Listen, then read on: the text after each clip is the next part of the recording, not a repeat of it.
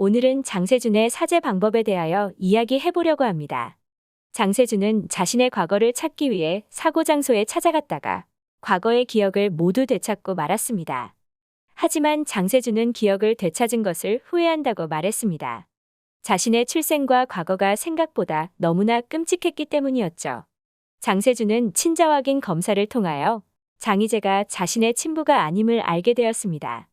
또한 소복희의 곰탕 가게를 방문하여 김도진의 가족들이 사고에 대한 아무런 보상 없이 살아가고 있는 것을 두 눈으로 확인했는데요. 하지만 장세준은 죄책감에 몸부림치면서도 자신의 죄를 자백하거나 출생을 솔직하게 밝힐 생각은 없는 것 같아 보였습니다.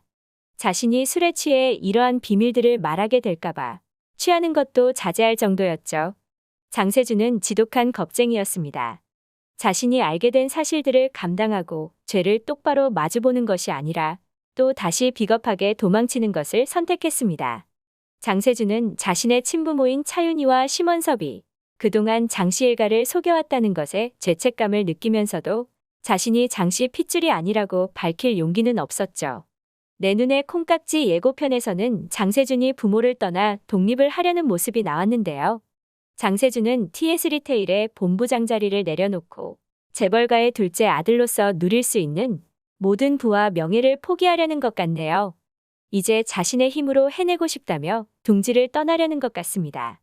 심원섭과 차윤희는 모든 걸 알게 된 장세준이 시한폭탄이라고 말했지만 장세준은 자신이 사람을 죽였다고 자백할 수 있을 만한 용기 있는 사람이 아니었습니다. 자신의 죄를 그렇게 믿는 형 장경준에게도 털어놓지 못했고 술김에 말하게 될까봐 스스로를 경계했죠.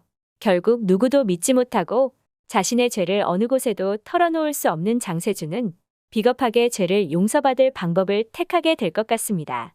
가장 쉬운 사과 방법인 돈으로 해결하는 방법을 택하겠네요.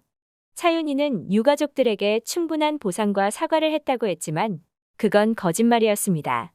김도진의 부모는 김도진의 사건을 파헤친다고 생업을 뒤로하며 목격자를 찾으러 세월을 보냈고 그 결과 김창일과 오은숙은 하던 인테리어 사업마저 망하고 소복희의 곰탕 가게에서 일하며 생계를 이어나가고 있죠. 심원섭이 이 집에 방문하자마자 딱 보니 형편이 어려워서 아들 죽음을 파헤치지도 못하겠다고 돌아갔을 정도입니다. 장세준은 자신의 마음이 편해지기 위하여 김도진의 유가족들에게 사망보상금을 전달할 것 같습니다. 김도진은 의사였죠. 가족들의 자랑이자 누구보다 미래가 보장된 젊은이였습니다. 장세준이 생각하는 김도진의 목숨값이 어느 정도나 될까요? 유가족이 받았을, 아직도 받고 있을 고통이 과연 어느 만큼의 돈으로 환산할 수 있을지 모르겠지만 유약하고 비겁한 장세준은 결국 자신이 할 수 있는 최대한의 돈으로 사죄를 대신하게 될 것 같네요.